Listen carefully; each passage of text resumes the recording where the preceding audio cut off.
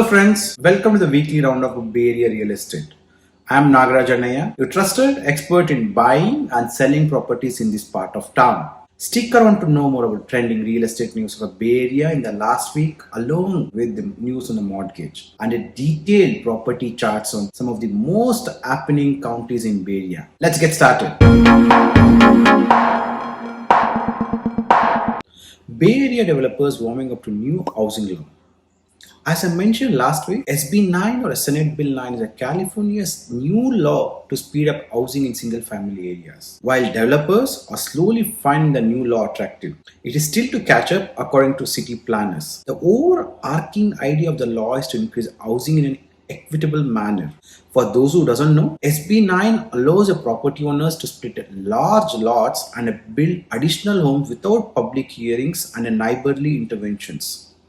The only condition is that property divisions and duplexes are only allowed if the construction does not violate any environmental laws and city design guidelines. However, some wealthy suburban neighborhoods in Cupertino, Saratoga, and Monterey don't like the idea because they believe that the new law will add more traffic and more civic amenities unfeasible. However, UC Berkeley researchers estimate the creation of almost 700,000 new homes in the state's 7.5 single family lots. The California Relief Program is coming to the rescue of homeowners facing financial crunch due to the pandemic. Last week, Californians began applying for funds to lessen the plight caused by job losses, sickness, and shortened work hours in the last 2 years. The relief effort is to help people facing a dire housing uncertainty. According to government sources, 12% of California homeowners are facing foreclosure, while 6% are behind on mortgage payments. According to the scheme, every household servicer will be directly paid $80,000. All of this is thanks to Congresswoman Maxine Waters, who fought for $10 billion to be included in the American Rescue Plan of President Biden. Out of this kitty, Californians will benefit the most with $1 billion. However, the money will only be given to those who come from low to moderate income groups who miss at least 2 payments and their household income is at or below 100% of the country's area median income. About 40,000 Californians are expected to benefit from this grant.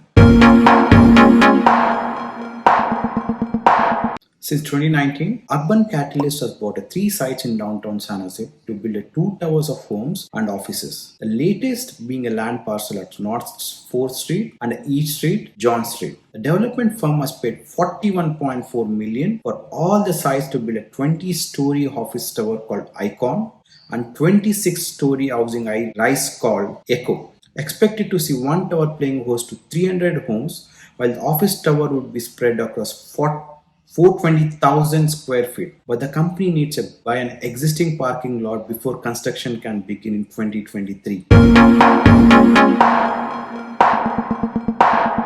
5 years is a long time in realty terms in Cupertino. After planning a hotel and getting the required approvals to the remodeled Marina Plaza shopping center, the developers behind the project have axed their plans. Thanks to the pandemic, Dianza Venture LLC have cancelled the idea of building 23,000 square feet of retail and restaurants, a 122-room hotel and 188 units of housing. After the pandemic, as the demand for hotels went down, the developers are now turning the property into mixed-use housing and retail space, as 188 rental units will now become 206 condos for sale. IT firms and investors have taken a leasing and owning to an all-time record. Tech companies led by LinkedIn, Tesla, Google, Apple, Amazon, and Meta looking to lease buildings, while property investors bought major office buildings as the Silicon Valley office rents have jumped to an all-time high. This is a welcome shift from a small commercial real estate market of Silicon Valley in 2020 and 2021, thanks to shutdown caused by the pandemic. The boost in the rents began in October 2021 and has never stopped ever since, averaging 5.42 per square foot per month during the fourth quarter of 2021. Highest average rent ever in Santa Clara County and Fremont, up by 4.8% compared to the last quarter of 2020. Amazon does it again, gobbling up a precious real estate in the Bay Area. In an all-cash deal, Jeff Bezos' firm has bought a 7-acre site at a 2315 Mission College Boulevard in Santa Clara by paying 51.8 million. Incidentally, the seller IPI Partners made a 10% profit on the property they had bought in June 2021. Seattle-based Amazon has been gradually expanding its footprint in Santa Clara County and Alameda County in recent years. Mortgage rates were upwardly mobile last week. While experts say that the rates could normalize soon, no one can predict anything for now. While a 30-year fixed mortgage rates climbed to 3.625% in January from 3.25% in December end, they did come down to 3.59% on January 12th. But is the worst for the early 2022 mortgage rate spike? Maybe, but this does not mean the price cannot go north. It only means that the pace may not be as rapid. The spending on construction went up to by 0.4% month over month in November, which was the same as October. The main reason was the uptick in building residential homes by 0.9% month over month. The last week of December, mortgage applications fell by 2.7%, while refinances went down by 2% and purchase applications fell by 4%. Let's look at some prominent counties thanks to the MLS listings data. With the forward-looking indicators like change, pending, and sold, you get a ringside reality view of each of the 5 counties. The graph highlights the new pending listings from 2020 to 2022, so you get an idea of the reality market highs and lows. Let's start with the Santa Clara, the market leader in real estate in the Bay Area. With over 1,000 active listings, 30% new and 15% pending, where 20% of the properties on the market were sold last week. San Mateo is the next with only half the active listings as Santa Clara. And yet, it's still the second best county in the Bay Area with 25% new listings, 10% pending, and almost 20% properties sold.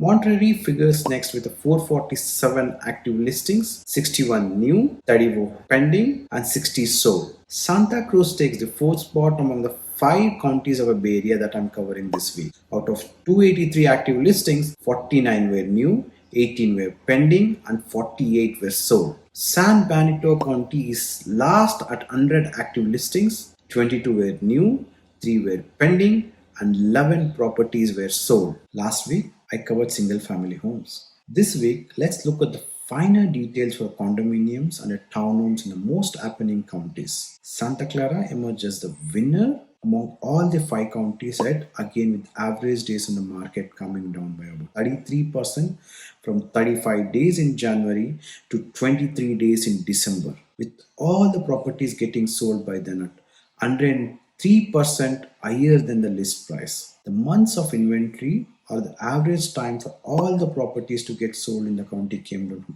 from a high of 3.2 in January 2019 to 0.4 in October 2021. This indicates odd property market where the supply is less and the buyers are more. In December, only 152 houses were for sale while 392 houses were bought, clearly showing the demand-supply gap in Santa Clara County. The sale prices, however, have remained largely stable, with prices just touching 1 million in October and November, and even crossing the $1 million mark in December. Ignore the January 2022 data as the month has only begun. Up next are the Monterey statistics of 2021 for condos and townhomes, where the average days on the market have come down by half from 48 days in January 2021 to 23 days in December 2021, which exceeds the demand in Santa Clara. Sale to list price is at 101%. The months of inventory stood at half a month. The number of condos and townhouses for a sale were 16, while 31 houses were sold, clearly indicating a hot market trend similar to Santa Clara. The prices have largely remained stable since October, but moved up towards $750,000 in December thanks to low mortgage rates. That's all for this week, folks. If you need a Bay Area realtor you can trust, call me now. See you soon in the next episode. Until then, stay safe and mask up.